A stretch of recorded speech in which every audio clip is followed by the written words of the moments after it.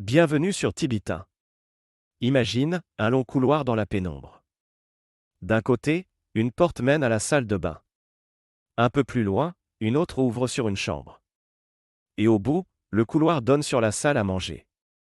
Il fait sombre, et tu aimerais allumer la lumière, mais d'où que tu sois, sans avoir à revenir sur tes pas. C'est exactement ce qu'on va voir dans ce tuto. Aujourd'hui, on va apprendre comment commander un éclairage depuis 3 interrupteurs différents. Pas de panique, on va suivre chaque étape, pas à pas, pour bien connecter tous les éléments. Mais attention! Si tu veux que ton installation fonctionne correctement, un simple va-et-vient ne suffira pas. Avec 2 points de commande, oui, ça passe. Mais dès que tu en veux 3 ou plus, il te faut une solution plus adaptée, le télérupteur. Pourquoi? Parce qu'il te permet d'allumer et d'éteindre la lumière depuis n'importe quel interrupteur, sans limite. Alors, prêt à éclairer ton couloir sans contrainte? C'est parti! Voici à quoi ressemble un télérupteur. C'est un dispositif électromécanique que l'on installe dans le tableau électrique pour commander un circuit d'éclairage ou tout autre appareil depuis plusieurs points de commande. Il en existe 2 types. Le télérupteur électromécanique et le télérupteur électronique. Dans ce tuto, on va s'intéresser au télérupteur électromécanique car c'est le plus utilisé dans nos maisons. Il se compose de 2 éléments principaux. Une bobine électromagnétique. C'est le circuit de commande. Il reçoit une impulsion électrique à chaque pression sur un bouton poussoir. Le deuxième élément est le contact de puissance. Il peut y en avoir plusieurs suivant les modèles, il contrôle le passage du courant vers la charge. Dans notre cas, on a un seul contact, qui alimentera une lampe. Enfin, le bouton test, comme son nom l'indique, permet de vérifier le bon fonctionnement du télérupteur, sans utiliser les boutons poussoirs. Voici un bouton poussoir. C'est un interrupteur qui n'envoie le courant que lorsqu'on appuie dessus, et coupe, lorsqu'on le relâche. C'est le même type de bouton qui actionne une sonnerie. Maintenant, dessinons un schéma de principe. C'est une étape essentielle pour assurer la sécurité, l'efficacité et une bonne compréhension de tes installations électriques. Ce trait rouge représente la phase, c'est-à-dire le départ du courant depuis le disjoncteur. Et celui-ci en bleu le neutre. Il assure le retour du courant à la source, pour fermer le circuit. Plaçons maintenant nos équipements entre ces 2 points et commençons le câblage. Le câble de phase, souvent rouge ou marron, est directement relié à l'entrée du contact, numéroté 1 du télérupteur.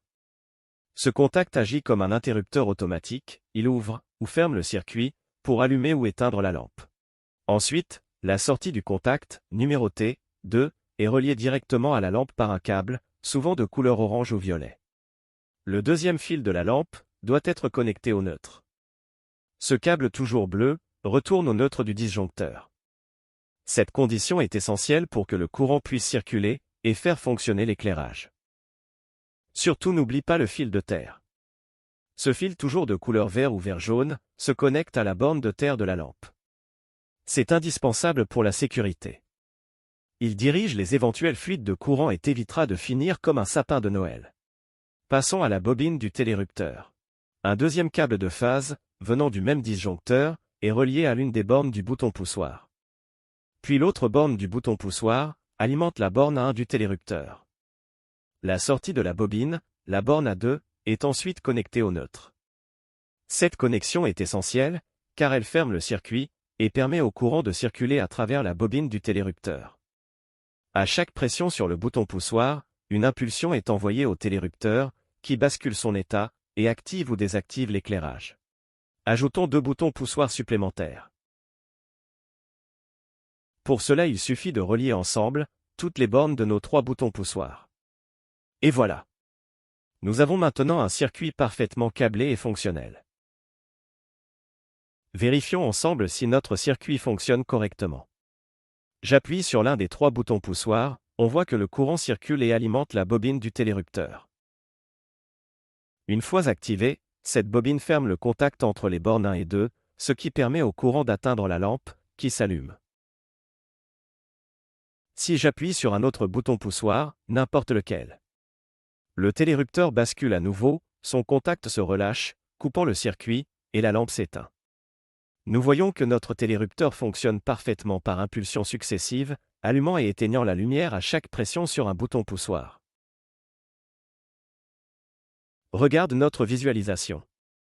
On a en fait deux circuits distincts qui travaillent ensemble. Le circuit de la bobine, qui permet d'activer le télérupteur. Et le circuit du contact, qui alimente la lampe. Si on suit le chemin du courant, on remarque quelque chose d'intéressant. Pour la lampe, le courant part de la face du disjoncteur, traverse l'interrupteur qui se trouve à l'intérieur de notre télérupteur, puis passe ensuite par la lampe. Enfin, il retourne tranquillement au neutre du disjoncteur. Pour la bobine du télérupteur, c'est exactement le même trajet. Phase, bouton poussoir, bobine, neutre.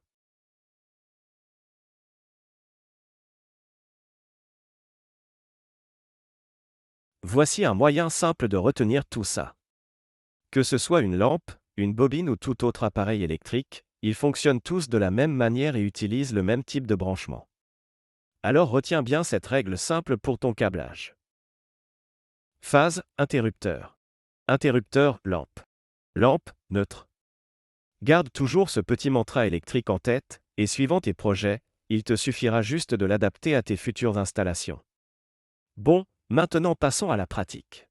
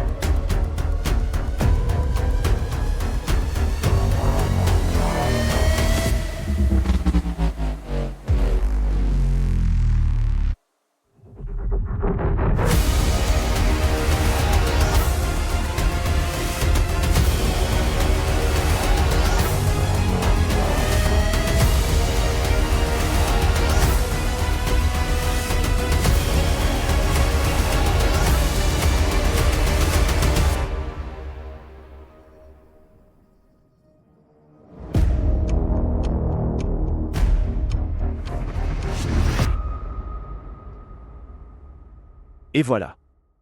Mission accomplie.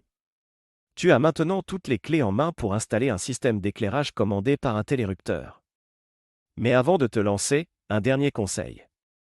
Prends toujours le temps de faire un schéma adapté à ton installation, et surtout, respecte bien la norme NFC 1500. Petit mémo rapide avant de nous quitter.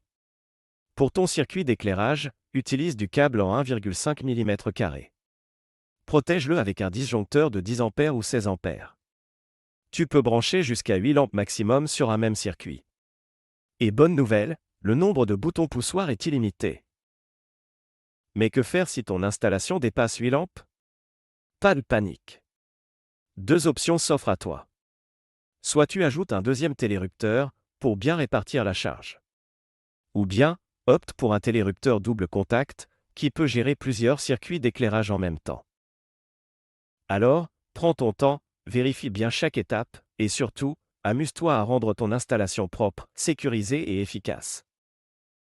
Merci d'avoir suivi ce tuto, et on se retrouve très vite sur Tibitin pour d'autres aventures électriques. Si cette vidéo vous a aidé et que vous avez appris quelque chose de nouveau, n'oubliez pas de mettre un petit pouce bleu, ça m'encourage énormément. Et surtout, abonnez-vous à la chaîne pour ne rien manquer des prochains tutos. Besoin d'un coup de main pour réaliser vos projets? Rendez-vous sur notre site internet www.tibitin.fr. Et si vous avez des questions ou des idées de sujets, partagez-les dans les commentaires, j'adore échanger avec vous. Merci de votre soutien, et à très bientôt pour de nouvelles aventures. Tibitin, simple, logique, tranquille.